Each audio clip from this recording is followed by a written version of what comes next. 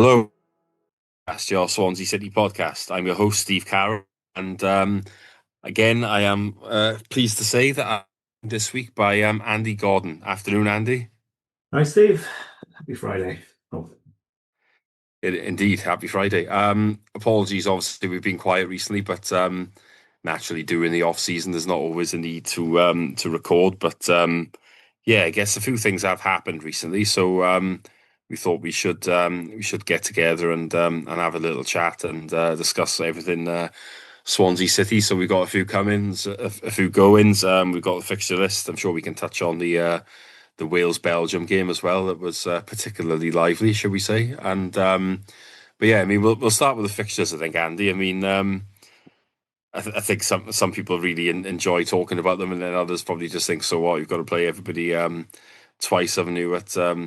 At some point. But I suppose the main thing that stands out for me is it seems very unfair that we've been given Middlesbrough again on the opening day. I mean, this isn't meant as a dig at Middlesbrough at all. They'd feel exactly the same, I think, if they had to come down here 2 days run, 2 years running on the opening day. But I mean, Middlesbrough's got to be in the top three of furthest away days.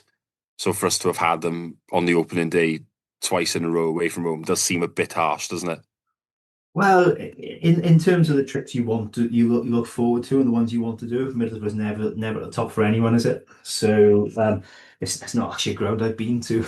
I've been to pretty much every other one, but no, it's not the one you'd want. I mean, Middlesbrough in August isn't it's not a holiday destination, is it?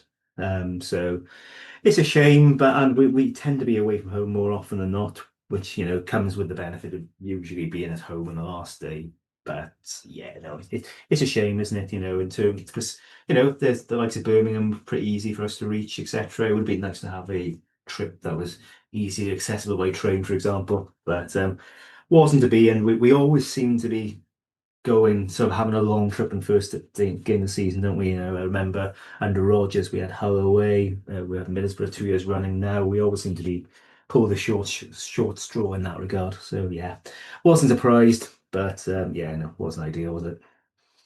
Yeah, I mean, as you say, I think we've had Blackburn and Rotherham were the two under Russell Martin. And then I think the rare one under Michael Duff, who were actually at home, weren't we, on the opening day? There haven't been many of them in the last 10 or 15 years of there. It does feel like we are away a lot. But yeah, it is quite a challenging start, though, I think. I think Middlesbrough's, that you always fancy them to be towards the top of the division, even if maybe not in the right at the top, but certainly in the top half. And then Sheffield United the week after at home. I mean, it does look on paper like a challenging start, but as we say, it will even itself out a little bit later on. I mean, it does have a bit of a strange look to the fixtures. I mean, obviously there's no South Wales derby this season, but there is a different type of Welsh derby, isn't there, with Wrexham coming in, and I would say that obviously the teams that have come down from the Prem are ones that have been in this division literally 2 years ago, because everyone that went up has come straight back down. So it doesn't really feel like, other than Wrexham, that we're facing anybody, does it, that we haven't played for a long period of time. I mean, obviously Birmingham they went down the year before, they've come straight back. We haven't played Charlton a huge amount, have we, in recent years? So I suppose that's one that's it's for an opportunity on an away day for people to maybe go to a ground that they haven't been to, because I think a lot of people wouldn't have been there. But other than that, it's much of a muchness, isn't it?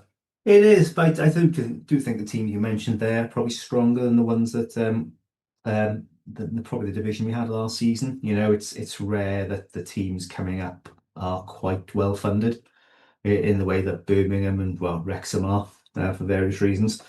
So I think it's going to and the teams coming down. They didn't do anything in the Premier League, but they got they've always historically done well in the Championship. So it's I think it is going to be a stronger league.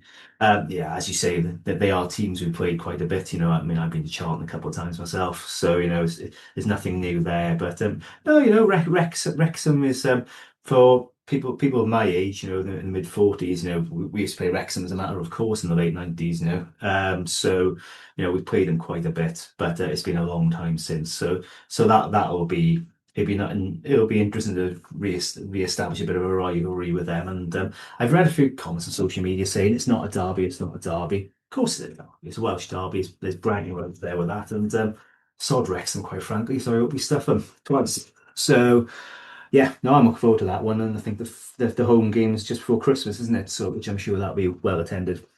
So Christmas party season. Yeah, you think so? I mean, it's like you say, technically it is a Welsh derby, but I mean, I'm not sure I'm going for it. I mean, kind of a derby that's over 100 miles away. But It's about yeah, I think 200, isn't it's. it? But yeah. I suppose it's yeah. There might be a rivalry might become of it now because of yeah. I mean, I think we've got to be realistic, given that Wrexham will have this big budget. I mean, there's a fair chance that they're going to. We'll go back to the 90s. They at some point they could become the best team in Wales again, but certainly the aim has to be for us to bring them down a peg or two, I would think. But I mean, let's discuss a few what's been going on in terms of comings and goings, though. But so Bobby Wales has come in since we last recorded. That's one. He sounds like he's more one for the future, doesn't he, Andy? I think certainly a bit of a prospect up in Scotland from Kilmarnock at a good price at about 300 grand. That I think we're looking at potential him. Hopefully, I think that's what the aim is, isn't it? But I guess he's probably more likely to be a backup at this stage. But I mean, it seems like a low risk signing and one with potential. Well, it's good to see Hugh Jenkins is back on the recruitment staff, isn't it? That was Well, his he did enjoy wasn't. a look at Scotland, didn't he? He did, he did. But then the likes of Jay Fulton have been somewhat of a club mainstay for the last decade, regardless of your opinion of him. He's been, a good servant for us. We've done all right. Jason Scotland came from up there as a striker. He did all right for us. So do us the recent goal. So there's talent in the Scottish leagues, to be picked up. We haven't always managed to, but no, I think on paper it looks a decent signing, as you say, for the future. Probably not going to be starting anytime soon, but I mean, up front is kind of a weak position for us at the moment. So it's certainly an area we need to be strengthening in. So anything that has a bit of depth is all for the positive, and hopefully we'll see a fair bit of him next season. Play a bit of luck after he sort of beds in a bit.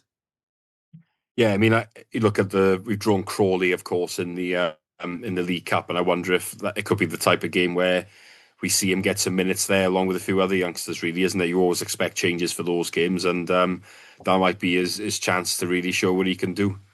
Yeah, I mean that's I mean we always hope those League Cup games, they really give the youngsters a chance, and I don't think Luke Williams really did that last year, and that was a bit of frustration about him. So hopefully new permanent manager this season, then hopefully then we can maybe a slightly different approach, because as a club we need to be bringing through our kids, and the young talent, and what better way than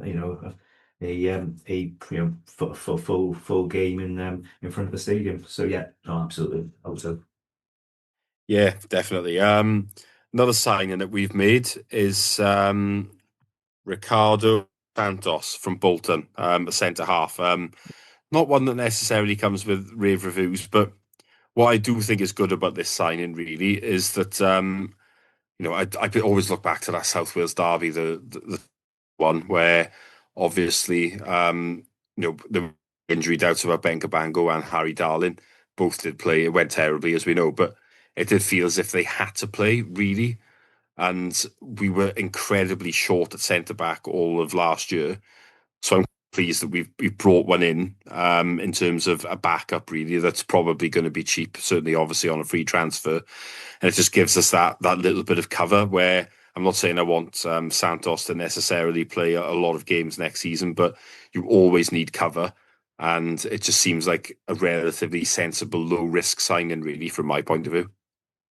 I'm not sure about this one, to be honest, because it does take me back to the approach we did in 2010, where we really loaded the first 11. We had the likes of Sinclair and Dyer. We had Monk and Williams centre half, and it would take one of them to be injured to play anyone else. And our bench was pretty weak that season. We had McCalamity as a reserve keeper, and we were just praying De Vries didn't get injured. So I think it's going back to that a little bit, where I think we're going to be probably loading the front of that first 11, which probably we've probably seen some of our signings, and then doesn't leave a lot of money then for the rest of them. So from that perspective, obviously got quite a bit of experience. He's played quite a bit at League One level, not really at this level, which is the concern. So it seems very much a backup. But if it's cheap and it's as an emergency type of signing, then we'll see how he goes. But yeah, I mean, if he play, I'd be shocked if he plays more than 20 or 30, and I'd probably be a bit worried if he does because it doesn't really have the profile that you can see him being a starter for us on a regular basis. I don't think. Yeah, I think that's fair. I mean, like I say, I think he is just there as the backup, really. But Yeah.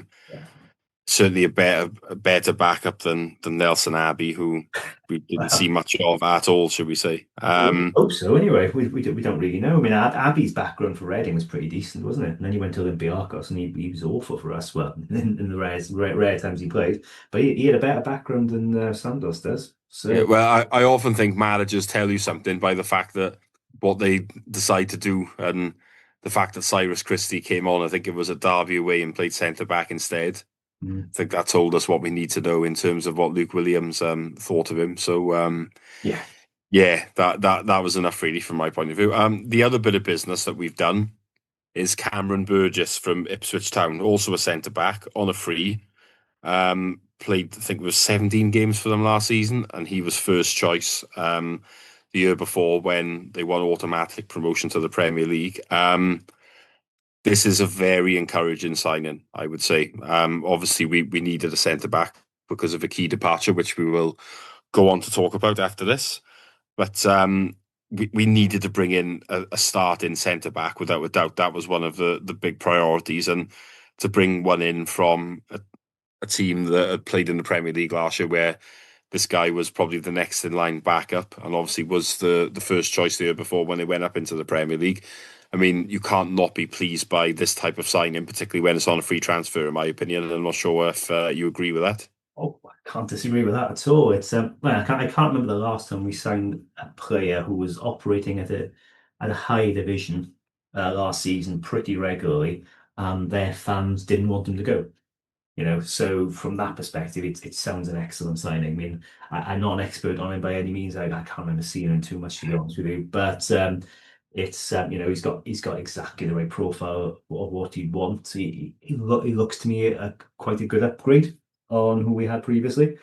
So yeah, I mean, ticks all the boxes, absolutely. But absolutely came from left field, didn't it? Nobody saw this one coming, and yeah, I mean, ordinarily, I'd worry about the finances of somebody who was a Premier League player last year, giving him a long-term contract down here at his age, because there will probably won't be a resale value as part of that. But in terms of next season, in terms of boosting the squad, I think it's a great signing, absolutely. So looking forward to what he can do, because I think in Cabango we got a very good captain and a very good centre half.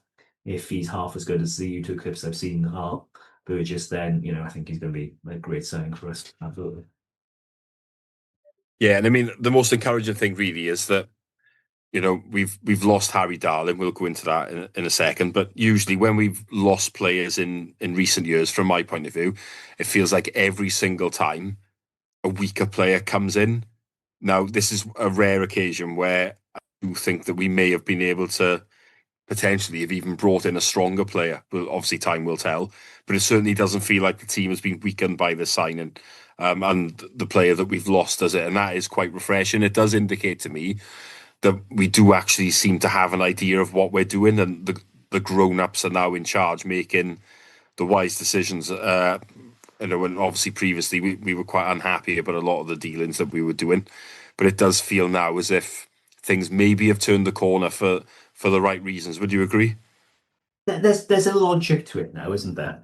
I mean, I certainly agree with what you said. I think it's we're actually look to be signing players who can step into the first 11, and we think, and we're quite excited about. And I remember us being on this podcast last year saying, how the squad quality year on year seems to be going down. Well, this summer I think it's probably going up a bit, at least on paper. We'll find out soon enough. We could all go tits up, mate. But we'll hope, fingers crossed. So no, I think what we see in this summer is a bit of common sense with the approach. We got areas where we're weak and we're looking to strengthen. We've we've obviously got a central attacking midfielder. We signed in January, coming in the summer. We just signed a sort of a left forward coming. Now we got a decent centre half who was in the Premier League last year. These are they the right sort of signings, aren't they?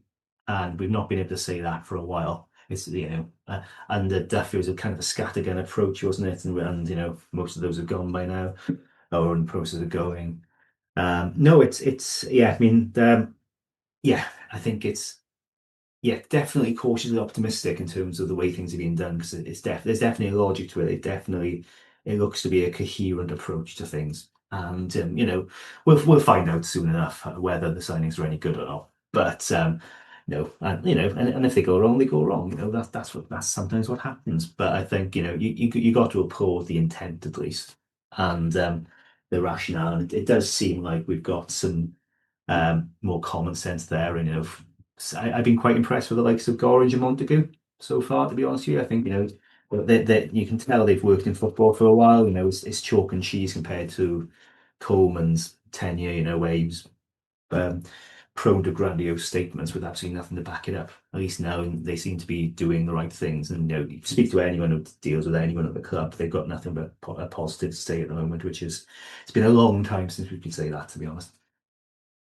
Yeah, I definitely feel the same way, really, as if the likes of Montague and Gorringe, they seem to be positive appointments, people that we can get behind. I'm not saying they're going to get everything right, and there will be mistakes, as there always are. But at the same time, I think they've earned some trust and some patience, and it does feel as if they're far better than the people that they've replaced, which is the most important thing, really. So, yeah, this feels a bit more optimistic than usual, which is quite refreshing, really. But we It's have good. also, I know. So, but we'll talk about Harry Darling next. I think, won't we? Obviously, he'd been here for 3 seasons. It did appear that he was going to move on. I don't think it's a great shock.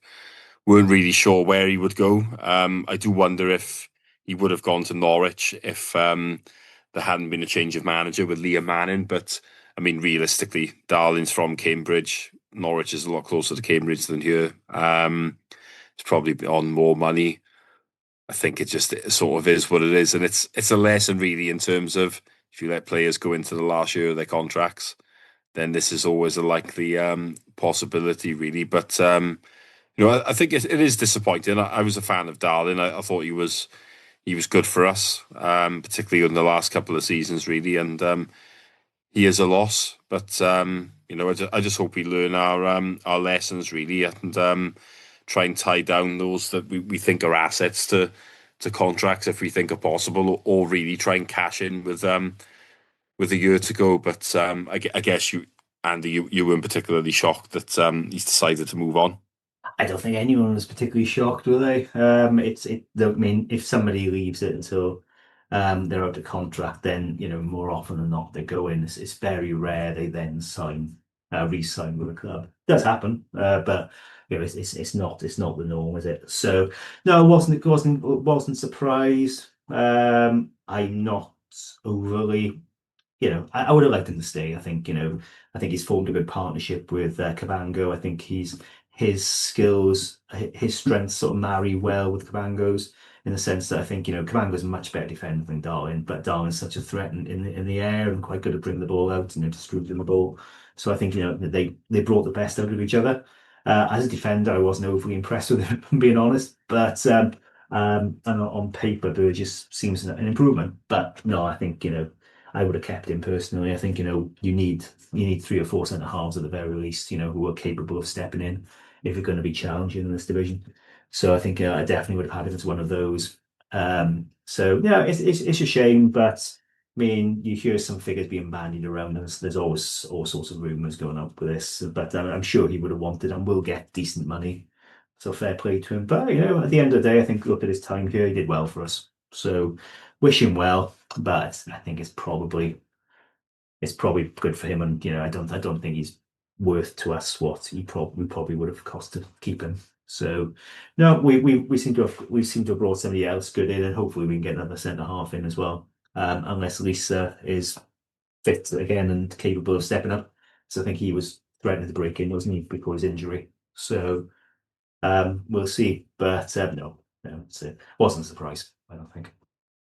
No, I don't think it was it? But I think less of a surprise probably was the departure of Kukarevich and Joe on. I mean, neither player really has had much of an impact here.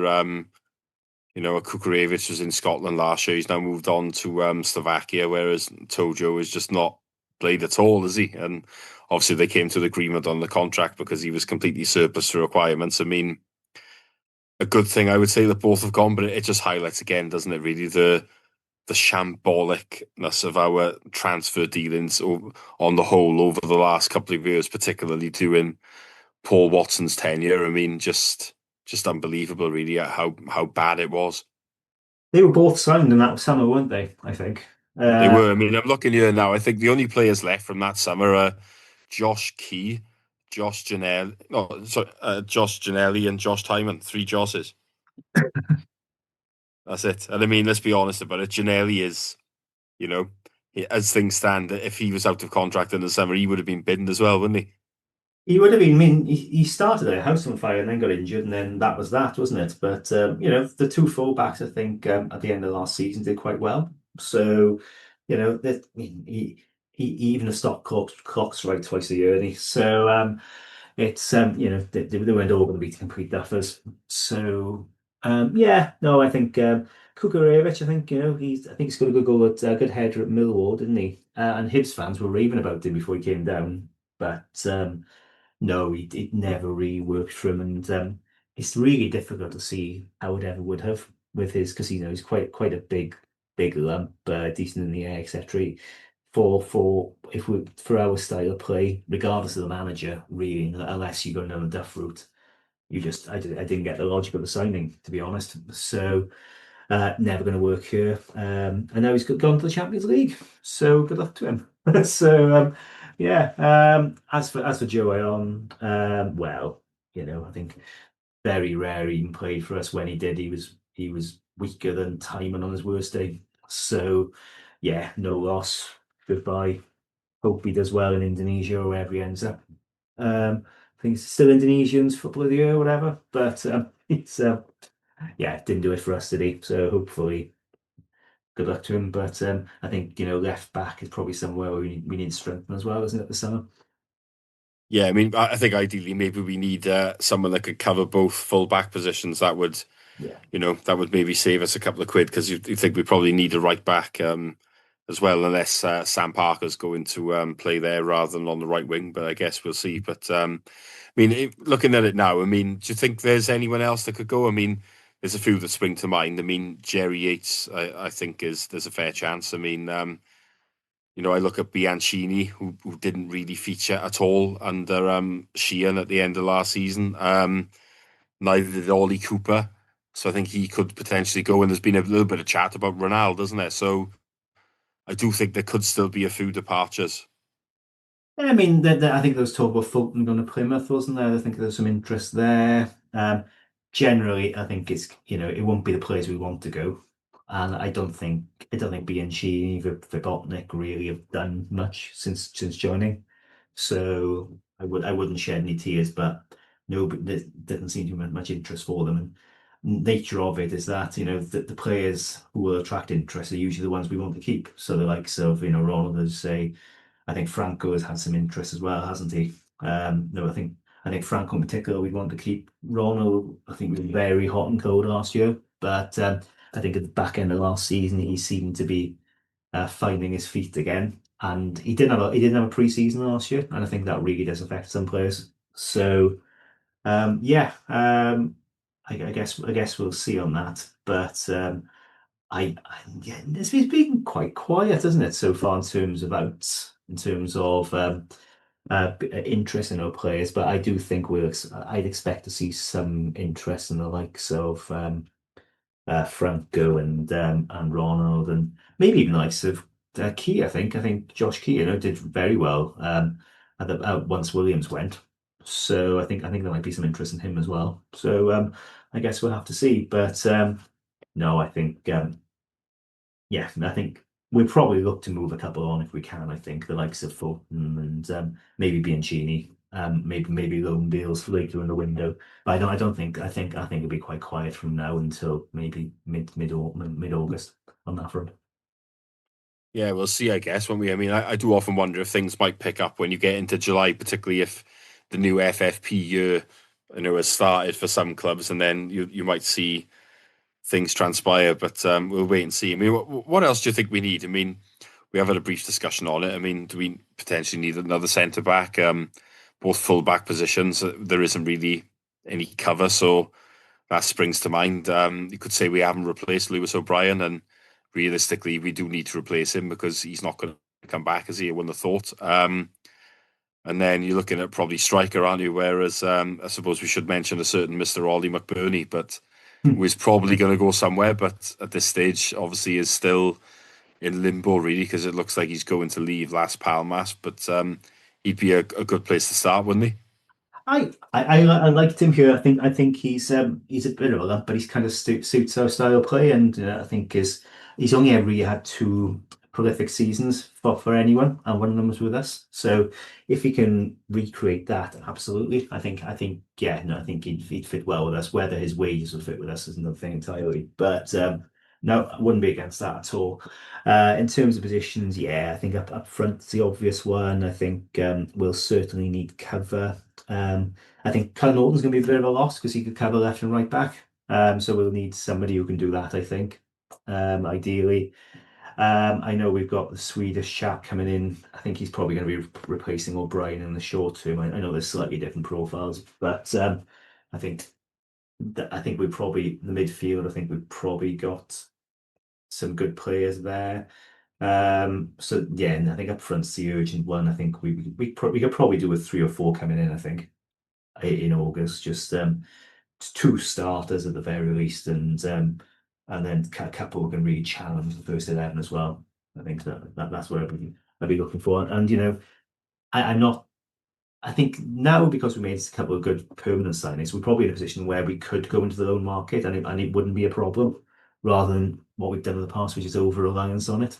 So I think we put ourselves in a good position going into the start of the season already. But I do think a couple of positions we are very light in, and we do need to strengthen there. And up front is the obvious one for me, I think. And probably that number 10 role. I know Cullen did really well in that role last season, I thought.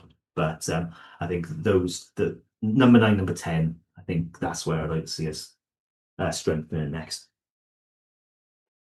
Yeah, I mean, it is. I think the way I'm trying to look at it at the moment is that usually at this stage we're saying we need a lot more than what we do Oh yeah. now because we have at least acted and we do seem like a club with a bit of a plan again. So I'm fairly relaxed, I think, at the moment. We definitely do still need players without a doubt, but I do feel a bit as if, we will be able to get quite a few of what we need. We might not get everything, and I'm sure that not every player will come off either, but I do now have a certain amount of belief that things are happening in the background, and it's quite refreshing to think this way rather than constantly get into the start of August. And I mean, I look at the opening day last year where Abdullah had to play on the wing, and I'm just like, I don't think it's going to be like that this time at least. So that is definitely a reason to be positive, isn't it? No, absolutely. No, I think I think it's definite cautious optimism, and like I said, I think we put ourselves in a decent position for once. Quite early in the window. I remember speaking to Trevor Birch on this, and he was always aghast at the way the likes of Levin and Kaplan dealt with things. Always just trying to get an extra bit of cash, but leaving it 2 months too late by doing it. Sometimes doing a deal early for a bit more, a bit less money, whatever it is, it's actually the right thing to do because you can actually get your plans in motion.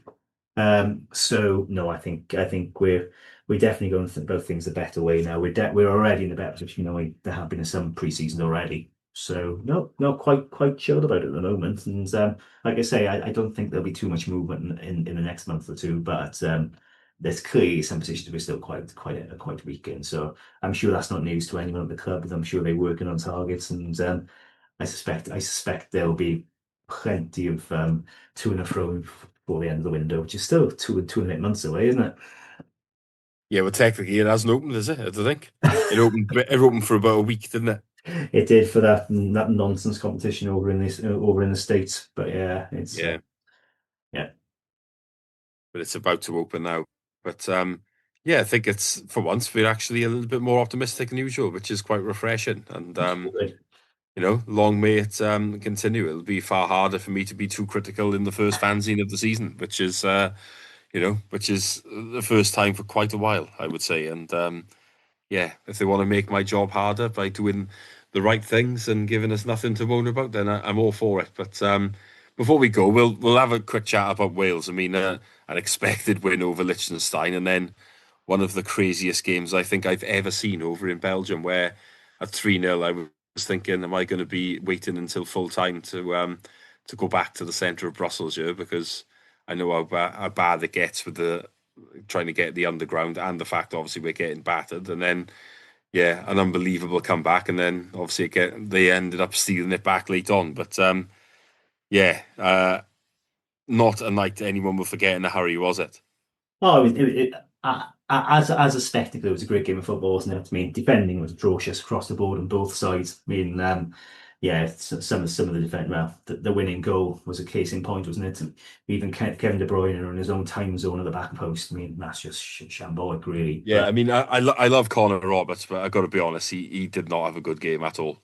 no, and I think these June games are not ideal for anyone, are they? Because people want to be on the summer holidays. Some people already have been. You're asking people to tick over for 4 or 5 weeks after they've last kicked the ball in anger. It just doesn't work. Yeah, So it's particularly bad if you've got championship players, I always think, isn't it? yeah, absolutely, absolutely. And it's all right. The likes of Brent Johnson. The reason he was so sharp because he was still playing in Europe until a couple of weeks before. So the likes of him stood out. So I think, and the thing is, Yeah. we don't have as technically sound players as Belgium do.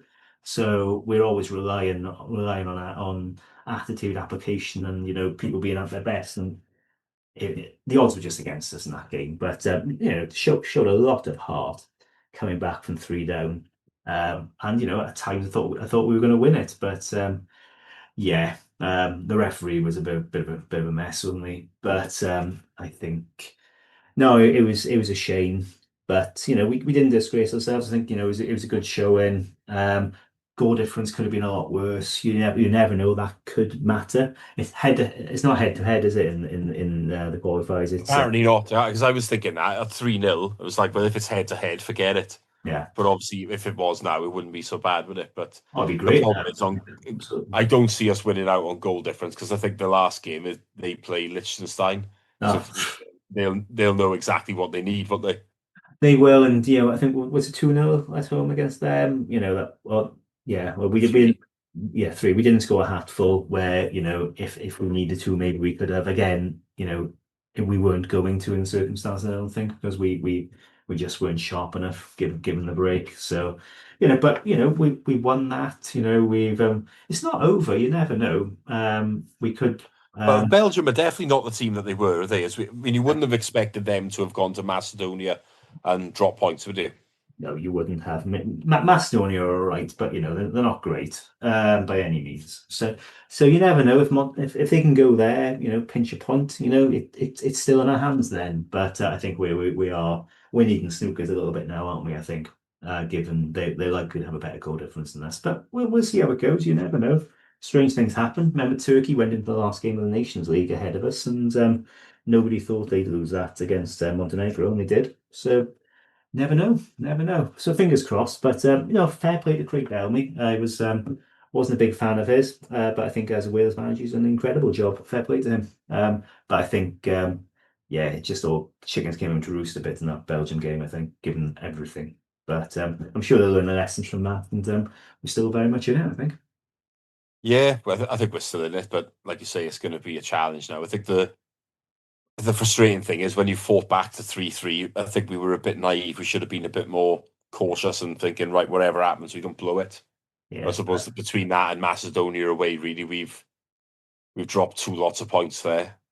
And it's yeah. the fact is you can't afford to drop many points in these qualifying campaigns. I mean, it is very hard to get through, isn't it? So, but we should always remember we are guaranteed a playoff, and obviously we're going to hopefully we'll try and get a home one, even if we can't qualify automatically. And you still got a chance then. I mean, it won't be easy, but we're certainly we've improved, haven't we, over the last period. We now have I mean, we talked about the Swans with the grown-ups being in charge, and now we have with Wales, we have a manager in charge. So I think that's how we have to look at it, isn't it? Oh, absolutely, and yeah, I think Bellamy has been probably a bit too open in his style of play. We do leave the midfield kind of, well, the defense quite open, so with the midfield not really helping them defensively. I think you may need to tweak that. I think we saw that writ large against Belgium, I think. So yeah, we'll see how it goes, but we won't die wondering under him, I don't think. And it's been fun, hasn't it? And at the end of the day, that's all we can ask for, isn't it? For it to be fun, basically players to give their all and to enjoy it, and that's certainly been enjoyable. So yeah, fingers crossed for the rest of the campaign. Yeah, definitely. I think that's it. I think short and sweet this week, but obviously no games to discuss. But thanks a lot to Andy for joining me, and yeah, I'm sure we'll be back before the season starts, and we'll definitely do a season preview in any case, where the week before the season starts, we'll have a proper discussion. But in the meantime, let's hope for some more incomings that we think will be good, and maybe one or two departures that we need to get rid of, and yeah, the keep the positivity going. But thank you very much for joining us this week, and bye for now.